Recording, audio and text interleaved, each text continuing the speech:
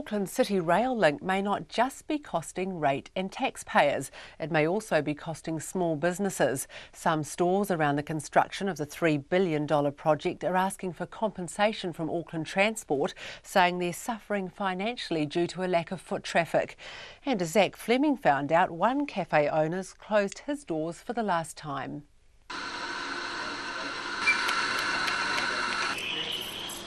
That's one of the last coffees Gabor Florovitz and Kyra Cheng will make in their Auckland cafe. On Albert Street, surrounded by construction for the City Rail link, they're closing for good today. Everyone is struggling here in the area. 80 and the council should be proactive from day one. They should have implemented a rent supplement, if you like, or a plan, and being proactive.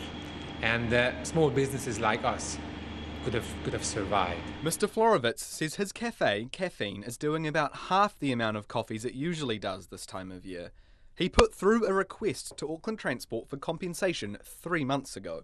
They promised to come back and give us proper feedback within 20 working days. They didn't.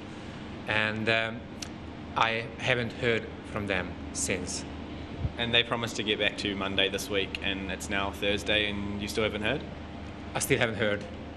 And actually they promised to multiply times, so yeah, probably like 3 or 4 times within 5 days, yeah. And if they had have got back to you earlier, you may have been able to stay open? Yes, we could have survived. At one point he had to pause our interview to compose himself, tears welling in his eyes.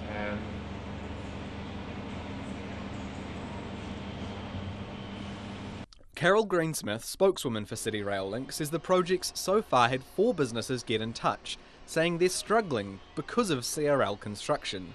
But she doubts the CRL is solely at fault for Kaffeine's slowdown. The City Rail Link is only one thing that's going on around our city. So let's just take Albert Street for a start.